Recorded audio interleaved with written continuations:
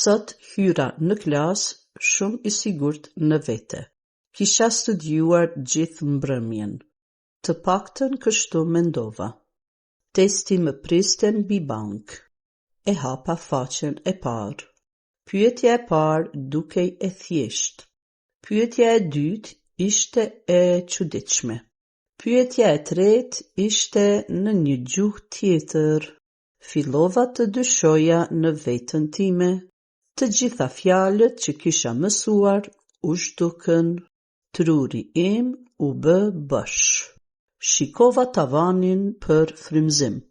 As tavani nuk më ndihmoi. Koha po ecte shumë shpejt.